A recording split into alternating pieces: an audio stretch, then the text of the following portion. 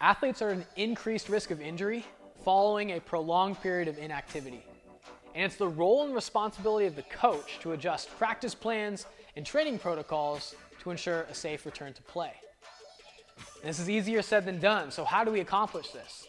It's exactly why our head of sports science, Dr. Joe Eisenman, recently wrote an article that compiles the guidelines and recommendations from several national governing bodies as it pertains to return to play protocol. So understanding these national guidelines, in addition to understanding your local regulations, will be key in constructing a safe return to play plan. Now, aside from these rules and guidelines, it's also important to understand the social impact that this is having with our student athlete populations. Many of our young people have had their social worlds completely turned upside down. So now, more than ever, it may be most important to take care first of the person before we take care of the athlete. And when we're ready to take care of the athlete, a guiding principle will be progressive overload, which in its simplest form refers to the gradual increase in training load over time. And this must be managed because too much training stress early on, that can put our athletes in harm's way. An inadequate amount of training stress over time, that can leave our athletes ill-prepared for practices and competitions.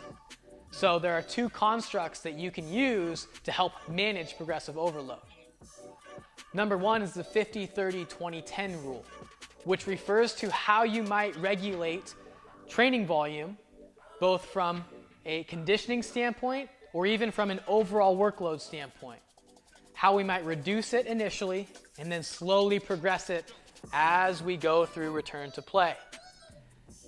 The second construct is the FIT rule, which takes a similar approach but for your strength training program, where it adjusts the variables of strength training both initially and progressively during the initial stages of return to play.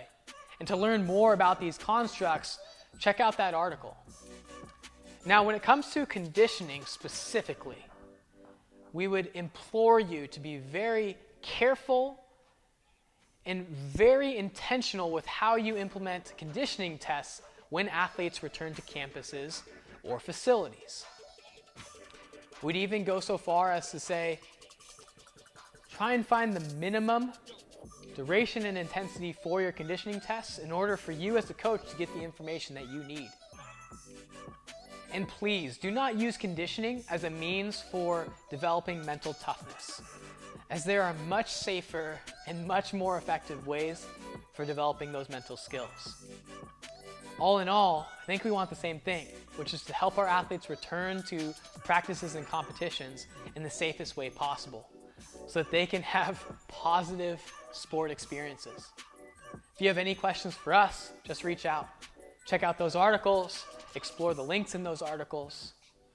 We hope you stay safe and you continue to earn everything.